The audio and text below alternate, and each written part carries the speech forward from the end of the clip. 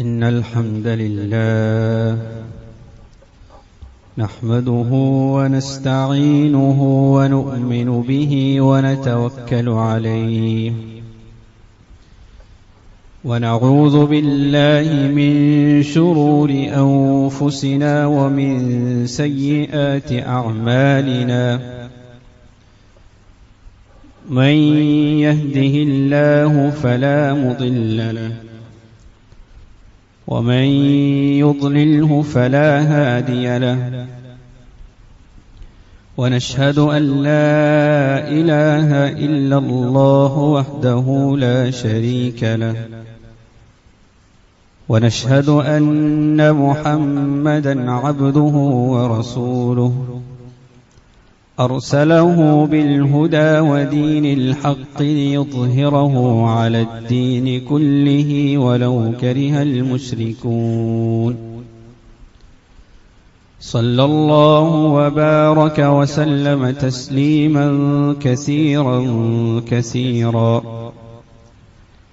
أما بعد فيا أيها الناس أوصيكم عباد الله ونفسي أولا بتقوى الله فقد قال الله تعالى يا أيها الذين آمنوا اتقوا الله حق تقاته ولا تموتن إلا وأنتم مسلمون وقال أيضا يا أيها الذين آمنوا اتقوا الله وقولوا قولا سديدا يصلح لكم أعمالكم ويغفر لكم ذنوبكم ومن يطع الله ورسوله فقد فاز فوزا عظيما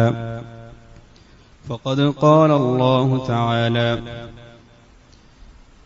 وإذ قال موسى لفتاه لا أبرح حتى أبلغ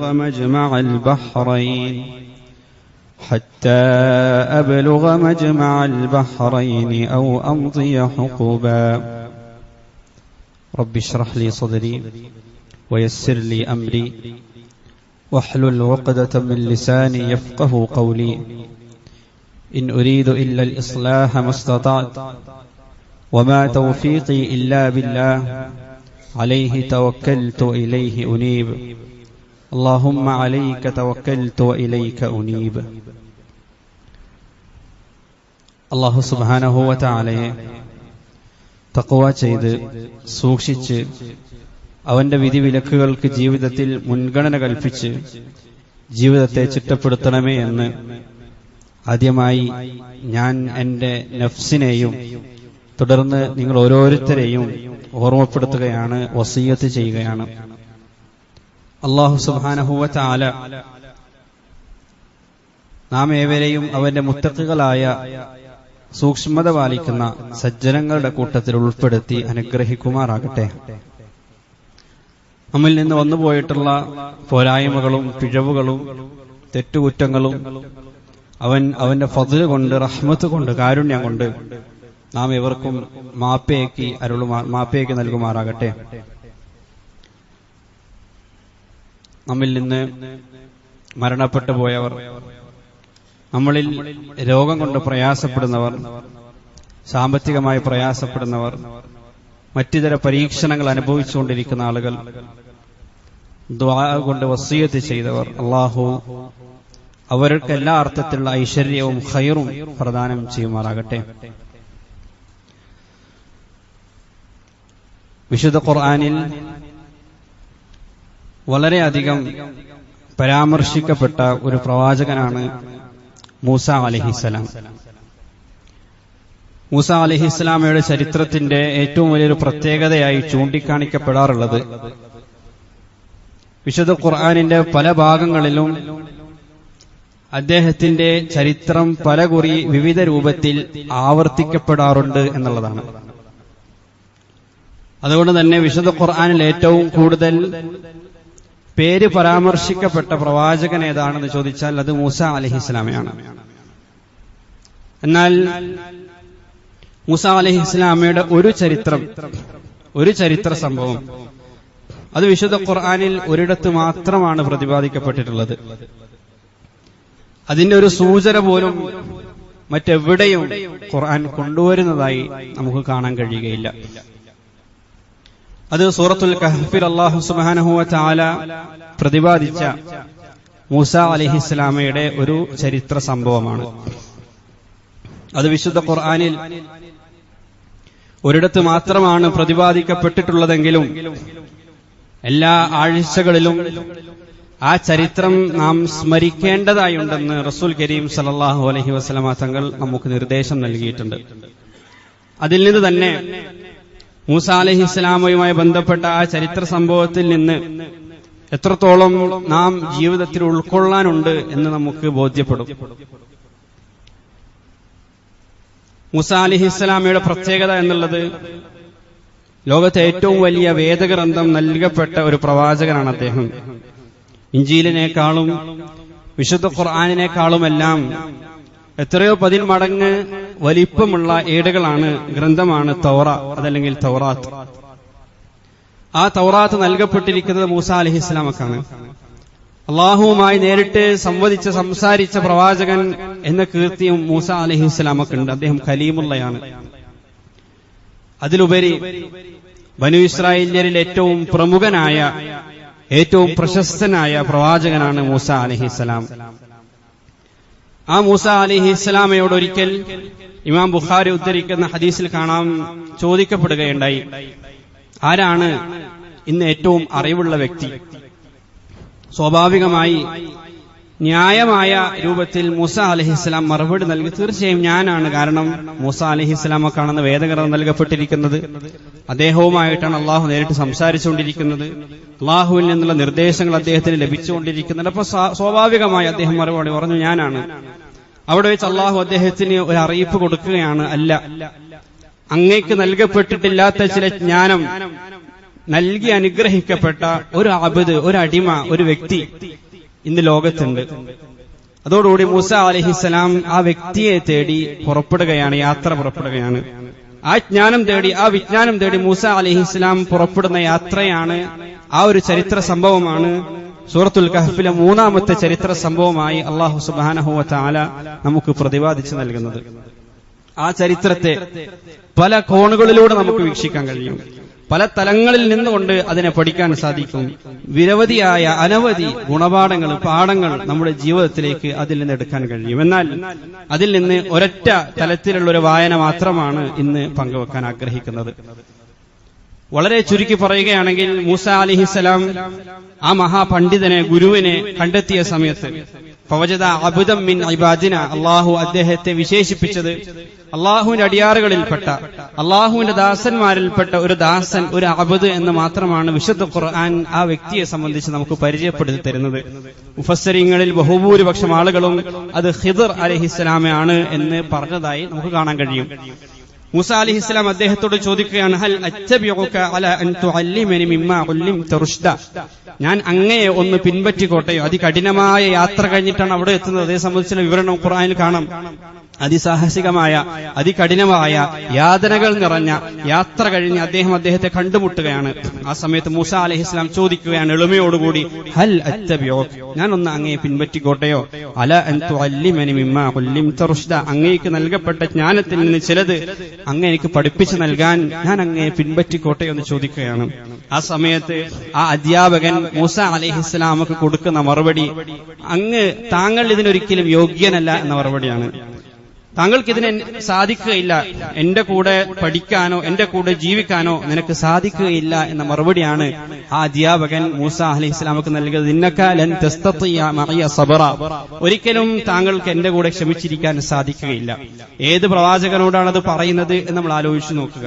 എല്ലാ അർത്ഥത്തിലും ബനു ഇസ്രായേല്യരാൽ ക്ഷമ പരീക്ഷിക്കപ്പെട്ട, പല യാതനകളും പീഡനങ്ങളും നേരിട്ട് അനുഭവിച്ച, ആ അർത്ഥത്തിലെല്ലാം അവിടെല്ലാം സബർ ഉൾക്കൊണ്ട, ക്ഷമ ഉൾക്കൊണ്ട ആ പ്രവാചകനോട് ഈ അധ്യാപകൻ പറയുകയാണ്, ഇന്നക ലൻ തസ്തതിയ മഅയ സബറ, അങ്ങേക്കൊരിക്കലും എന്റെ കൂടെ ക്ഷമിച്ചിരിക്കാൻ, സാബിറായി കഴിയാൻ സാധിക്കുകയില്ല.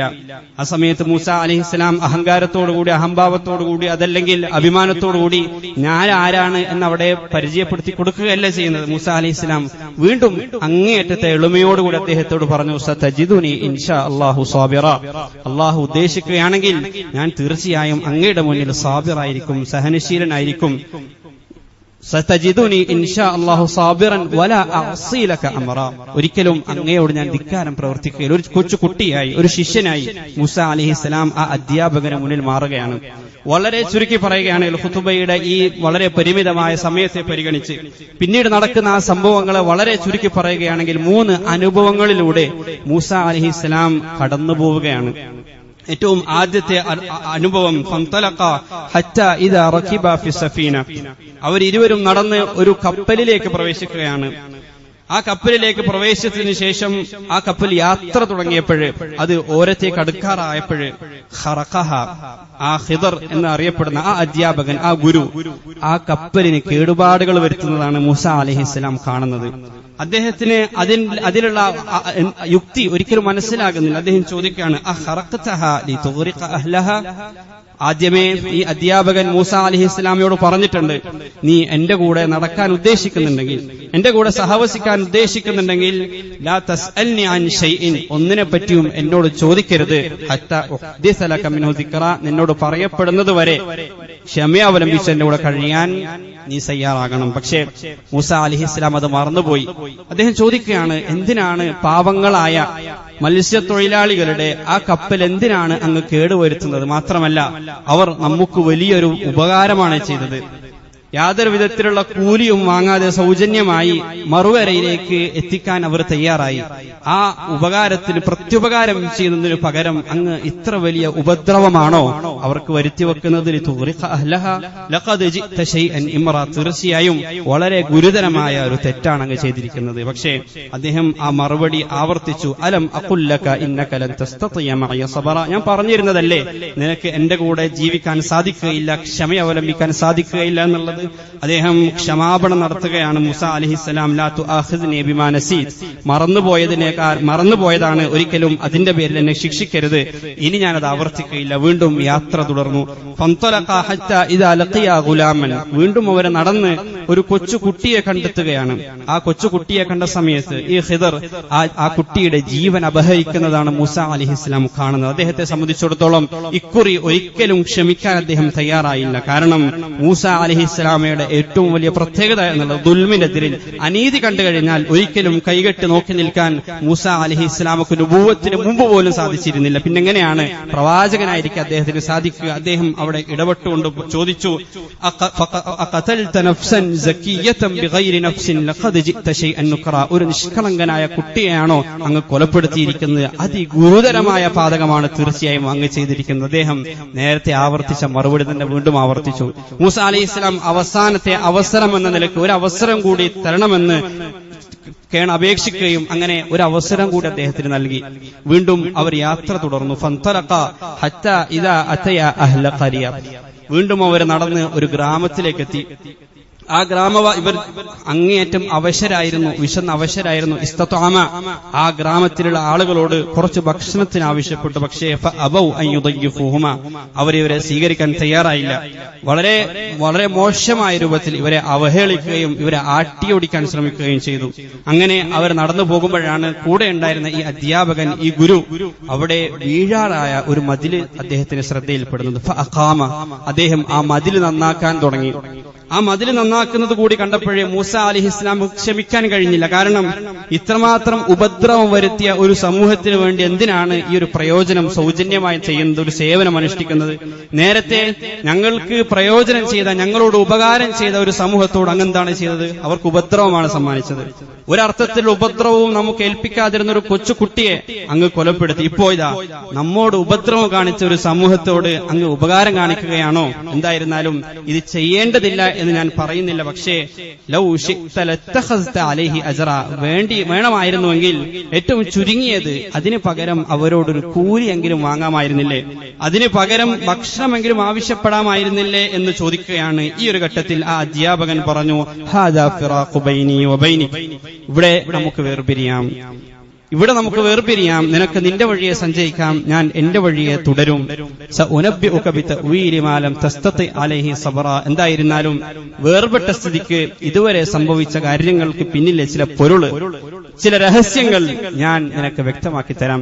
പിന്നീട് ആദ്യത്തെ സംഭവം, അതിന്റെ പിന്നിൽ ഒളിഞ്ഞിരുന്ന പൊരുള്, അള്ളാഹുവിന്റെ തീരുമാനത്തെ സംബന്ധിച്ച്, അതിന് പിന്നിലുണ്ടായിരുന്ന അള്ളാഹുവിന്റെ ഹിക്മത്തിനെ സംബന്ധിച്ച്, യുക്തിയെ സംബന്ധിച്ച് മൂസ അലൈഹിസ്സലാമക്ക് ഈ ഖിദർ പറഞ്ഞു കൊടുക്കുകയാണ്. അദ്ദേഹം പറഞ്ഞു, ആദ്യത്തെ സംഭവം അമ്മ സഫീന ഫകാനത് ലിമസാകീന യഅമലൂന ഫിൽ ബഹർ, ഏതാനും പാവപ്പെട്ട കുറച്ച് ആളുകൾ അവരുടെ ഉടമസ്ഥതയിലുണ്ടായിരുന്ന ഒരു കപ്പലായിരുന്നു അത്. എന്നാൽ ഫഅറത്തു അൻ അഈബഹാ വകാന വറാഅഹും മലികുൻ യഖുദു കുല്ല സഫീനത്തിൻ ഗസ്ബ, അതിക്രമം കാണിച്ചുകൊണ്ട് സകല കപ്പലുകളും പിടിച്ചെടുത്തുകൊണ്ടിരിക്കുന്ന ഒരു അക്രമിയായ രാജാവ് അവർക്ക് പിന്നാലെ വരുന്നുണ്ടായിരുന്നു. അദ്ദേഹത്തിന്റെ സൈന്യത്തിലേക്ക് ചേർക്കാൻ ആ നാട്ടിലുണ്ടായിരുന്ന എല്ലാ കപ്പലുകളും അദ്ദേഹം പിടിച്ചെടുത്തുകൊണ്ടേയിരിക്കുകയായിരുന്നു. പക്ഷേ ഈ പാപങ്ങളായ ആളുകളെ, ഈ ഉദാരമതികളായ ഹൃദയവിശുദ്ധിയുള്ള ഈ ആളുകളോട് റഹ്മത്ത് ചെയ്യാൻ അള്ളാഹു ഉദ്ദേശിച്ചു, അവരോട് കരുണ കാണിക്കാൻ അള്ളാഹു ഉദ്ദേശിച്ചു, അവർക്ക് അനുഗ്രഹം ചെയ്യാൻ അള്ളാഹു ഉദ്ദേശിച്ചു. അതുകൊണ്ടാണ് ഈ പ്രവൃത്തി അവിടെ സംഭവിച്ചത് എന്ന് മൂസ അലൈഹിസ്സലാമക്ക് അദ്ദേഹം പറഞ്ഞു കൊടുക്കുകയാണ്. നമ്മളൊന്ന് ആ മത്സ്യത്തൊഴിലാളികളുടെ, ആ കപ്പലിന്റെ ഉടമകളുടെ ഭാഗത്ത് നിന്നൊന്ന് ചിന്തിച്ചു നോക്കൂ. എത്ര കഠിനമായ വേദനയാണ് അവരൊരുപക്ഷെ സഹിക്കേണ്ടി വന്നിട്ടുണ്ടാവുക. എത്ര നിരാശയായിരിക്കും ആ ഒരു കാര്യം അവർക്ക് ഏൽപ്പിച്ചിട്ടുണ്ടാവുക. വലിയൊരു ഉപകാരം ഞങ്ങൾ ചെയ്തിട്ട് ഈ ഒരു ഉപദ്രവമാണോ അള്ളാഹു നമുക്ക് തിരികെ നൽകുന്നത്? വലിയൊരു നന്മ ഞങ്ങൾ ചെയ്തിട്ട് ഈ തിന്മയാണോ അള്ളാഹു ഞങ്ങളോട് ചെയ്യുന്നത്? പലപ്പോഴും നമുക്ക് അറിയാതെ ചോദിക്കുന്ന ചില ചോദ്യങ്ങളാണത്. ഇത്രയൊക്കെ ഞാൻ ചെയ്തിട്ടും അള്ളാഹു എന്തേ എന്നോട് ഇങ്ങനെ ചെയ്യുന്നത്? ഇത്രമാത്രം ആളുകൾക്ക് ഉപകാരം ചെയ്തിട്ടും എന്തേ ഞാൻ ഇങ്ങനെ പരീക്ഷിക്കപ്പെടുന്നത്? കുടുംബത്തോട് ഏറ്റവും നല്ല രൂപത്തിൽ വർത്തിച്ചിട്ടും എന്തേ കുടുംബത്തിന്റെ ഭാഗത്ത് നിന്ന് ഈ രൂപത്തിലുള്ള പരീക്ഷണം ഞാൻ ഏൽക്കേണ്ടി വരുന്നത്? സമ്പാദ്യത്തിൽ ഇത്രമാത്രം സൂക്ഷ്മത ഞാൻ കാണിച്ചിട്ടും എന്തേ എന്റെ കച്ചവടത്തിൽ നഷ്ടം വരുന്നത്? ഇതൊക്കെ നാം ചോദിക്കാറുള്ള ചില ചോദ്യങ്ങളാണ്.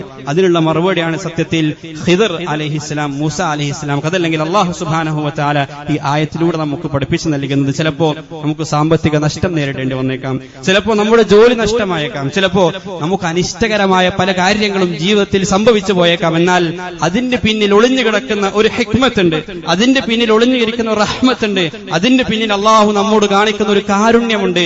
അത് നമുക്ക് തിരിച്ചറിയാൻ സാധിക്കുന്നില്ല എന്നത് മാത്രമാണ് നാം മനസ്സിലാക്കേണ്ടത്. അതിന്റെ പിന്നിലുള്ള പൊരുൾ അത് നമുക്ക് മനസ്സിലാക്കാൻ കഴിയുന്നില്ല. ഈ കപ്പലിലുള്ള ആളുകളോട് സത്യത്തിൽ അള്ളാഹു ഒരു അനുഗ്രഹമാണ് ചെയ്യുന്നത്. പക്ഷെ ആ അനുഗ്രഹം നൽകുന്നതിന് മുന്നേ ചെറിയൊരു വേദന അവർക്ക് സമ്മാനിച്ചു. പിന്നീട് എന്താണ് സംഭവിച്ചത്? ആ നാട്ടിലുള്ള എല്ലാ കപ്പലുകളും നഷ്ടപ്പെട്ടു, എല്ലാ ആളുകൾക്കും നഷ്ടപ്പെട്ടു.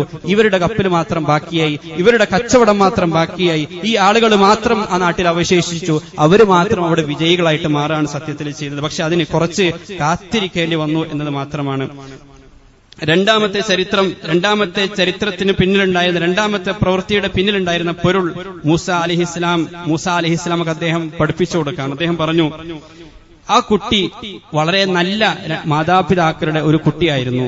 പക്ഷേ ഖശീതു അൻ യുർഹിഖഹുമാ തുഗ്യാന വ കുഫ്ര, വളർന്നു വലുതായി കഴിഞ്ഞാൽ ഈ നല്ലവരായ മാതാപിതാക്കളെ കുഫ്ർ ചെയ്യാനും ആ മാതാപിതാക്കളെ അതിക്രമം ചെയ്യാനും ആ കുഞ്ഞ് നിർബന്ധിക്കുമായിരുന്നു. വളരെ മോശപ്പെട്ട ഒരു വ്യക്തിയായി, ദുർവാശിയുള്ള ഒരു വ്യക്തിയായി, ദുർഗുണങ്ങൾ അടങ്ങിയ ഒരു വ്യക്തിയായി ആ കുഞ്ഞ് വളർന്നു വലുതാകുമായിരുന്നു. നമ്മൾ ആലോചിച്ച് നോക്ക്, ഏതൊരു മാതാപിതാക്കളെ സംബന്ധിച്ചിടത്തോളം അവർക്ക് ഒരിക്കലും ഉൾക്കൊള്ളാൻ കഴിയാത്ത, ജീവിതകാലത്തിൽ ഒരിക്കലും അവർക്ക് മറക്കാൻ കഴിയാത്ത ഒരു പരീക്ഷണമാണ്, വേദനയാണ് ചെറുപ്രായത്തിൽ തന്നെ മക്കൾ നഷ്ടപ്പെടുക എന്നുള്ളത്. ആ പരീക്ഷണം ഒരു മാതാവോ ഒരു പിതാവോ ഒരിക്കലും ആഗ്രഹിക്കാറില്ല. അത് ഉൾക്കൊള്ളാൻ ഒരു മാതാവിനോ പിതാവിനോ സാധിക്കുകയുമില്ല. എന്നാൽ അത്ര കഠിനമായ വേദനകൾക്ക് പിന്നിൽ പോലും അള്ളാഹു ഒരു റഹ്മത്ത് ഒളിപ്പിച്ചു വെച്ചിട്ടുണ്ട് എന്നതാണ് ആ ആയത്തിലൂടെ നമ്മൾ മനസ്സിലാക്കി. നമ്മൾ ആലോചിച്ച് നോക്കൂ, നിഷ്കളങ്കമായ വേർപെട്ടുപോയ നമ്മുടെ മക്കളെ സംബന്ധിച്ചുള്ള വേദനിക്കുന്ന ഓർമ്മകളാണോ നല്ലത്? അതല്ല. അവർ വളർന്നു വലുതായി ഇരു ലോകവും നഷ്ടപ്പെടുത്തുന്ന തരത്തിൽ, നമുക്ക് തലവേദന സമ്മാനിക്കുന്ന വിധത്തിൽ, നമുക്ക് വേദനയും പ്രയാസങ്ങളും, നമ്മുടെ ജീവിതം തന്നെ നരകയാതന അനുഭവിക്കേണ്ടി വരുന്ന തലത്തിലേക്ക് നമ്മുടെ ജീവിതത്തെ തള്ളിവിടുന്ന എത്രയെത്ര മക്കളെ നമുക്ക് കാണാൻ കഴിയും. ചില മാതാപിതാക്കൾ പറയുന്നത് നമ്മൾ പോലും കേട്ടിട്ടുണ്ടാകും, ഇന്ന ഒരു മകൻ എനിക്കില്ലായിരുന്നെങ്കിൽ എത്ര നന്നായിരുന്നു. അവർക്കെതിരെ ശാപപ്രാർത്ഥന നടത്തുന്ന മാതാപിതാക്കൾ നമ്മൾ കണ്ടിട്ടുണ്ട്. ഇത്ര കഠിനമായ വേദന അനുഭവിക്കുന്നതിനേക്കാൾ, ആ അർത്ഥത്തിൽ മക്കളിലൂടെ ഇരു ലോകവും നഷ്ടപ്പെടുന്നതിനേക്കാൾ എത്രയോ ഭേദമാണ് ചെറുപ്രായത്തിൽ നമ്മുടെ മക്കൾ മരണപ്പെട്ടു പോയി എന്നുള്ളത്. അതിലൂടെ ആ ഖിദർ പറഞ്ഞു കൊടുക്കുകയാണ്,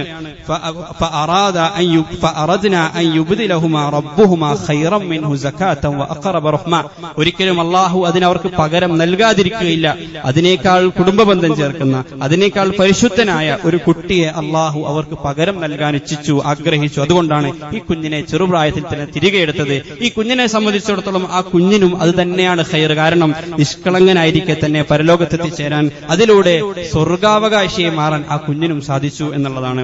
നമുക്കറിയാം, അല്ലാഹു സുബ്ഹാനഹു വ തആല നമ്മുടെ ജീവിതത്തിൽ നിന്ന് എന്തെങ്കിലും എടുത്തിട്ടുണ്ടെങ്കിൽ അതിൽ നമ്മൾ സാബിറായി കഴിഞ്ഞാൽ, അള്ളാഹുവിനെ കുറിച്ച് നല്ല വിചാരം വെച്ച് പുലർത്തി കഴിഞ്ഞാൽ, അള്ളാഹുവിനെ കുറിച്ച് നല്ല പ്രതീക്ഷ വെച്ച് പുലർത്തി കഴിഞ്ഞാൽ, തീർച്ചയായും അതിനേക്കാൾ എത്രയോ ഭേദമായത് അള്ളാഹു നമ്മൾക്ക് പകരം നൽകും എന്നത് റസൂൽ കരീം സല്ലല്ലാഹു അലൈഹി വസല്ലമ തങ്ങൾ നമുക്ക് നൽകുന്ന വാഗ്ദാനമാണ്. പ്രവാചകൻ പറയുകയുണ്ടായി, ഏതെങ്കിലും ഒരു അടിമക്ക് ഒരു പ്രയാസം വന്നു, ആ സമയത്ത് അടിമ പറയുകയാണ്, ഇന്നാ ലില്ലാഹി വ ഇന്നാ ഇലൈഹി റാജിഊൻ, അല്ലാഹുമ്മ അജിർനി ഫീ മുസീബത്തി, അല്ലാഹുവേ ഈ വേദന കാരണം നീ എനിക്ക് പ്രതിഫലം നൽകണമേ, വഖ്ലുഫ് ലി ഖൈറൻ മിൻഹാ, എനിക്ക് ഇതിനേക്കാൾ നല്ലത് എനിക്ക് നീ പകരം നൽകണമേ എന്ന് ഒരു അടിമ പ്രാർത്ഥിക്കുകയാണെങ്കിൽ, ഒരു മനുഷ്യൻ പ്രാർത്ഥിക്കുകയാണെങ്കിൽ, ഇല്ല അഖ്ലഫല്ലാഹു ലഹു ഖൈറൻ മിൻഹാ, അതിനേക്കാൾ ഉത്തമമായത് അള്ളാഹു ഒരിക്കലും അയാൾക്ക് നൽകാതിരിക്കുകയില്ല എന്നുള്ളതാണ്. ഉമ്മു സലമ റളിയല്ലാഹു അൻഹ അവരുടെ പ്രിയങ്കരനായ ഭർത്താവ് അബൂ സലമ റളിയല്ലാഹു അൻഹു വഫാത്തായപ്പോൾ, ഉഹുദ് യുദ്ധാനന്തരം പരിക്ക് കാരണം ഷഹീദായപ്പോൾ ഉമ്മു സലമ റളിയല്ലാഹു അൻഹ ഈ പ്രാർത്ഥന പ്രാർത്ഥിക്കുകയുണ്ടായി, അല്ലാഹുമ്മ ഖ്ലുഫ് ലി ഖൈറൻ മിൻ, അതിനേക്കാൾ ഖൈറായത് അല്ലാഹുവേ നിനക്ക് നൽകണമേ. ഇവിടെ ശ്രദ്ധിക്കേണ്ട ഒരു കാര്യം, ഉമ്മു സലമ റളിയല്ലാഹു അൻഹയും അബൂ സലമ റളിയല്ലാഹു അൻഹുവും തമ്മിലുള്ള പ്രണയവും അവർ തമ്മിലുള്ള ബന്ധവും സീറയിലൊക്കെ വളരെ പ്രശസ്തമാണ്. അവർ തമ്മിലുള്ള അഗാധമായ ആ ബന്ധം നാട്ടിലൊക്കെ പാട്ടാണ്. അത്രമാത്രം പരസ്പരം സ്നേഹിച്ചിരുന്ന ആളുകളാണ് അബൂ സലമയും ഉമ്മു സലമ റളിയല്ലാഹു അൻഹുമ. ഹിജ്റയുടെ വേളയിൽ ഇവരെ ഉമ്മു സലമ റളിയല്ലാഹു അൻഹയുടെ കുടുംബം ഭർത്താവിൽ നിന്ന് ഉമ്മു സലമയെ വേർപെടുത്തുകയുണ്ടായി. പിന്നീട് ഒരു വർഷക്കാലം അബൂ സലമ മദീനയിലും ഉമ്മു സലമ മക്കയിലും പാർക്കേണ്ടി വന്നു. ഈ ഒരു വർഷക്കാലം ഉമ്മു സലമ റളിയല്ലാഹു അൻഹ നാടിലൂടെ കരഞ്ഞു നടന്നതിന്റെ പേരിൽ ആ നാട്ടിലൊക്കെയും അതൊരു രോദന, കണ്ണീർ കാഴ്ചയായിട്ട് മാറുന്നുണ്ട്. അവസാനം ശത്രുക്കൾ തന്നെ ആ കുടുംബത്തോട് പറയുന്നുണ്ട്, എന്തിനാണ് ഈ ഒരു സ്ത്രീയെ, ഈ ഒരു പാവം വനിതയെ ഇങ്ങനെ പീഡിപ്പിക്കുന്നത്, ഇങ്ങനെ വേദനിപ്പിക്കുന്നത്, അവരെ അവരുടെ ഭർത്താവിന്റെ കൂടെ ജീവിക്കാൻ അനുവദിച്ചുകൂടെ എന്ന് പറഞ്ഞ അവസാനം ആ സമ്മർദ്ദം കാരണം തിരിച്ചയക്കേണ്ടി വരുന്നത്. അങ്ങനെയുള്ള ഒരു ഭർത്താവിനെയാണ് ഉമ്മു സലമ റളിയല്ലാഹു അൻഹക്ക് ഉഹുദ് യുദ്ധാനന്തരം നഷ്ടപ്പെടുന്നത്. ആ സമയത്ത് അവർ ഈ പ്രാർത്ഥന പ്രാർത്ഥിക്കുമ്പോൾ ഉമ്മു സലമ റളിയല്ലാഹു അൻഹ പറയുന്നുണ്ട്, ഞാൻ മനസ്സിൽ ചിന്തിക്കുന്നുണ്ട്, അബൂ സലമയേക്കാൾ നല്ലത് ആരാണുള്ളത്? അബൂ സലമയേക്കാൾ നല്ല ആരെ എനിക്ക് ലഭിക്കാനില്ല. പക്ഷേ പ്രവാചകൻ പഠിപ്പിച്ചതുകൊണ്ട് ആ പ്രാർത്ഥന ഞാൻ പ്രാർത്ഥിക്കുന്നു. പിന്നീട് എന്ത് സംഭവിച്ചു നമുക്ക് ചരിത്രത്തിൽ കാണാം. ഉമ്മു സലമ റളിയല്ലാഹു അൻഹ പ്രവാചകന്റെ പ്രിയ പത്നിയായിട്ട് മാറുന്നുണ്ട്, ഉമ്മുൽ മുഅ്മിനീനായിട്ട് മാറുന്നുണ്ട്. നമ്മുടെയൊക്കെ മാതാവായി ഉമ്മു സലമ റളിയല്ലാഹു അൻഹ മാറി എന്ന് മാത്രമല്ല, അവർക്ക് അല്ലാഹു വലിയ ഹിക്മത്ത് നൽകി അനുഗ്രഹിച്ചു. ഹുദൈബിയ സന്ധിയുടെ വേളയിൽ അതികഠിനമായ വേദന കാരണം സഹാബാക്കൾ പോലും, പ്രവാചകന്റെ അടുത്ത സഹാബാക്കൾ പോലും, അനുചരന്മാർ പോലും അള്ളാഹുവിന്റെ റസൂലിന്റെ കൽപ്പന അനുസരിക്കാൻ മടി കാണിച്ച ഘട്ടത്തിൽ തലമുണ്ടനം ചെയ്യാൻ അള്ളാഹുവിന്റെ റസൂൽ കൽപ്പിച്ചപ്പോൾ ആരും തലമുണ്ടനം ചെയ്യാൻ തയ്യാറായില്ല. ആ ഒരു ഘട്ടത്തിൽ റസൂൽ സല്ലല്ലാഹു അലൈഹി വസല്ലമ തങ്ങൾ നിരാശനായി വേദനയോടുകൂടി അന്ന് പോകുന്നത് ഉമ്മു സലമ റളിയല്ലാഹു അൻഹ അടുക്കലേക്കാണ്. അന്ന് ഉമ്മു സലമ റളിയല്ലാഹു അൻഹയാണ് പ്രവാചകന്റെ കൂടെ യാത്രയിലുണ്ടായിരുന്നത്. ഉമ്മു സലമ റളിയല്ലാഹു അൻഹയാണ് പ്രവാചകന് ഒരു ഉപദേശം കൊടുക്കുന്നത്, അങ്ങ് അവരോടൊന്നും കൽപ്പിക്കേണ്ടതില്ല, മറിച്ച് അങ്ങ് സ്വയം അങ്ങയുടെ മുടി വടിക്കുക. അത് കേട്ട് റസൂൽ സല്ലല്ലാഹു അലൈഹി വസല്ലം ആ അഭിപ്രായം സ്വീകരിക്കുകയും അങ്ങനെ പ്രവർത്തിക്കുകയും ചെയ്തു. ഇത് കണ്ടപ്പോഴേ സഹാബാക്കൾക്ക് ആർക്കും അടങ്ങി നിൽക്കാൻ കഴിഞ്ഞില്ല. റസൂൽ സല്ലല്ലാഹു അലൈഹി വസല്ലം തങ്ങൾ ഒരു കാര്യം ചെയ്യുന്നത് കാണുമ്പോൾ അത് അനുകരിക്കാതിരിക്കാൻ പ്രവാചകന്റെ പ്രിയ സഹാബാക്കൾക്ക് ഒരിക്കലും സാധിക്കുമായിരുന്നില്ല. അവരൊക്കെ ആ നിമിഷം തന്നെ അവരുടെ തലമുണ്ടനം ചെയ്തു എന്നുള്ളതാണ് ഉമ്മു സലമ റളിയല്ലാഹു അൻഹ ആയിരുന്നതിന് കാരണം. ഇത്രമാത്രം വലിയ ചരിത്ര പ്രസിദ്ധിയായ ഒരു വനിതയായിട്ട് ഉമ്മു സലമ റളിയല്ലാഹു അൻഹ മാറാണ്. എന്തുകൊണ്ടാണ്? അള്ളാഹുവിൽ ശുഭാപ്തി വിശ്വാസം വെച്ച് പുലർത്തി. എത്ര കഠിന കഠിനമായ വേദനയിലും അള്ളാഹുവിന്റെ അടിമയാണ് ഞാൻ, അള്ളാഹുവിന്റെ ആബുദാണ് ഞാൻ, പരമമായ തീരുമാനമെടുക്കുന്നവൻ എന്റെ റബ്ബാണ്, അതിനപ്പുറത്ത് അള്ളാഹുവിന്റെ ഒരു മാസ്റ്റർ പ്ലാൻ ഉണ്ട് എന്ന കൃത്യമായ ബോധ്യമാണ് വിശ്വാസികളെയും അവിശ്വാസികളെയും വ്യത്യസ്തരാക്കുന്നത്, വേർതിരിക്കുന്നത് എന്ന് നമ്മൾ മനസ്സിലാക്കേണ്ടതായിട്ടുണ്ട്. മൂന്നാമത്തെ ചരിത്രം അതിന്റെ പൊരുള് ഖിദർ അലൈഹിസ്സലാം മൂസ അലൈഹിസ്സലാമുക്ക് പറഞ്ഞു കൊടുക്കുകയാണ്. മൂന്നാമത്തെ ചരിത്രം എന്നുള്ളത്, ആ നാട്ടിലുള്ള ആളുകൾ വളരെ മോശക്കാരായിരുന്നുവെങ്കിലും ഞാൻ നേരെയാക്കിയ ആ മജില്, ആ സ്ഥലം, അത് യതീമായ 2 മക്കളുടെ സ്ഥലമായിരുന്നു. വക്കാന അബൂഹുമാ സാലിഹ, അവരിരുവരുടെയും പിതാവ് സാലിഹായ നല്ലൊരു മനുഷ്യനായിരുന്നു. ആ പിതാവ് മരണപ്പെട്ടു പോയി. ആ പിതാവ് അവർക്ക് വേണ്ടി വലിയ ഒരു സമ്പാദ്യം ആ മതിലിന് കീഴിൽ ഒളിച്ചു വെച്ചിട്ടുണ്ടായിരുന്നു. ആ സമ്പാദ്യം ഇപ്പോഴേ ആ നാട്ടിലുള്ള ആളുകളുടെ മുന്നിൽ പ്രത്യക്ഷപ്പെട്ടു കഴിഞ്ഞാൽ ആ വാലിമീങ്ങളായ അക്രമകാരികളായ ആളുകൾ തീർച്ചയായും അത് മുഴുവൻ എടുക്കും, അവർക്കൊരിക്കലും ഉപകാരപ്പെടുകയില്ല. എന്നല്ല, ഈ കുട്ടികളെ സംബന്ധിച്ചിടത്തോളം ആ കുട്ടികൾക്കും ഇതിപ്പോ ഉപകാരപ്പെടുന്നതിനേക്കാൾ ഏറ്റവും നല്ല രൂപത്തിൽ ഉപകാരപ്പെടുക അവരുടെ വലിയ പ്രായത്തിലാണ്. അവരുടെ പ്രായപൂർത്തി എത്തിയതിനു ശേഷം അത് അവർക്ക് ലഭിക്കണമെന്നാണ് അള്ളാഹു തീരുമാനിച്ചിരിക്കുന്നത്. അത് ഒരിക്കലും അനീതിയല്ല, അത് അള്ളാഹു അവരോട് ചെയ്യുന്ന നീതിയാണ്. അത് അള്ളാഹു അവർക്ക് വേണ്ടി ഉദ്ദേശിച്ച റഹ്മത്താണ്, കരുണയാണ്. നമ്മൾ ആലോചിച്ച് നോക്കൂ, വിധവയായ അവരുടെ ഉമ്മ അവിടെയുണ്ട്. ആ ഉമ്മയെ സംബന്ധിച്ചിടത്തോളം ആ ഉമ്മ സ്വാഭാവികമായിട്ടും ആഗ്രഹിക്കുക എന്താണ്, അങ്ങനെ ഒരു സമ്പാദ്യം ഉണ്ടായിരുന്നെങ്കിൽ ഇപ്പൊ തന്നെ അത് ലഭിക്കണമെന്നായിരിക്കും അവർ ആഗ്രഹിക്കുക. ആ സമ്പാദ്യത്തെ സംബന്ധിച്ച് കുട്ടികൾ അറിഞ്ഞിരുന്നുവെങ്കിൽ കുട്ടികളും ആഗ്രഹിക്കാതെ ഇപ്പൊ തന്നെ ലഭിക്കണമെന്നായിരിക്കും. പക്ഷേ അവരുടെ ആഗ്രഹത്തിനനുസരിച്ച് ചെയ്തു കൊടുത്തിരുന്നുവെങ്കിൽ അത് അവരോട് തന്നെ ചെയ്ത ദുൽമാണ് എന്ന് അള്ളാഹുവിന് മാത്രമാണ് അറിവുള്ളത്. വൈദുൽ ഇൻസാനു ബിശ്ശർരി ദുആഅഹു ബിൽ ഖൈർ, സൂറത്തുൽ ഇസ്രായിലൂടെ അള്ളാഹു ഉണർത്തുന്നുണ്ട്. മനുഷ്യർ ഏറ്റവും ഖൈറാണ് എന്ന് കരുതി ഷർറിന് വേണ്ടി പ്രാർത്ഥിച്ചുകൊണ്ടേയിരിക്കും, അതിനുവേണ്ടി ആഗ്രഹിച്ചുകൊണ്ടേയിരിക്കും. വക്കാനൽ ഇൻസാനു അജൂല, മനുഷ്യനെ ഭയങ്കര ധൃതിയുള്ളവനാണ്. കാര്യങ്ങളെ സഹാനുഭൂതിയോടുകൂടി സഹനതയോടുകൂടി കാര്യങ്ങളെ ഉൾക്കൊള്ളാൻ അവർക്ക് സാധിക്കുകയില്ല. ആ ധൃതി കാരണം എന്തെങ്കിലും ഒരു കാര്യം ആഗ്രഹിക്കും, അതെനിക്ക് ഇപ്പൊ കിട്ടണം, അതെനിക്കിപ്പോ ലഭിച്ചേ തീരൂ, അതിനുവേണ്ടി അവർക്ക് അതിയായി ആഗ്രഹിക്കും. പക്ഷേ അത് ഷർറാണ് എന്ന് അവരുടെ റബ്ബിനറിയാം. അതുകൊണ്ട് ആ റബ്ബ് അവർക്ക് നൽകാതിരിക്കും.